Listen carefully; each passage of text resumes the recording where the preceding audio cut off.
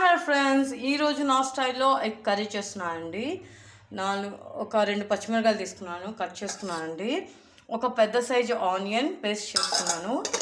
ఒక 4 టమోటాలు అండి ప్యూరీ చేసుకున్నాను. 4 ఎగ్స్ బాయిల్ చేసి పక్కన పెట్టుకున్నాను అండి. ముందుగా స్టవ్ ఆన్ చేసి ఆయిల్ హీట్ చేసుకోవాలండి. ఆయిల్ హీట్ అయ్యాక పచ్చిమిరపకాయలు వేసుకోవాలి.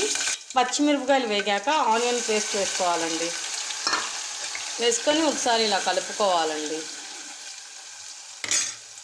ఉల్లిపాయలు పచ్చి వాసన పోయేదాకా వేయించుకున్న తర్వాత 1/2 స్పూన్ అల్లం వేసుకొని దీన్ని కూడా వేయించుకోవాలండి.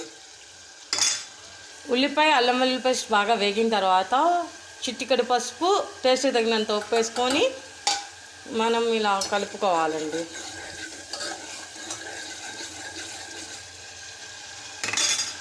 ఇప్పుడు మనం ఇందాక కట్ చేసి పెట్టుకున్న ముక్కలు ప్యూరీ చేసుకున్నాం కదండి, ఇప్పుడు ఇందులో వేసేసుకోవాలండి.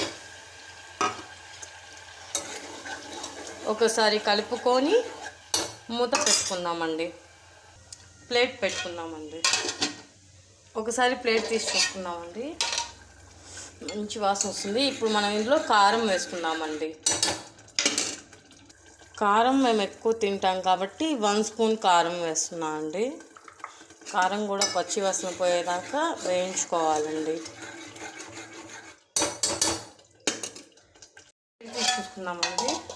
చూసారా ఆయిల్ ఎలా వచ్చిందో. ఇప్పుడు మనం ఉడకపెట్టిన గుడ్లు ఉన్నాయి కదండి, 4 ఇందులో వేసేద్దాం.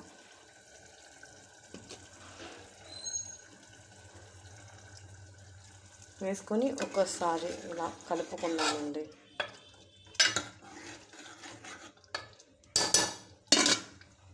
ఒకసారి ప్లేట్ తీసి చూసుకుందామండి. మంచి వాసన వస్తుంది.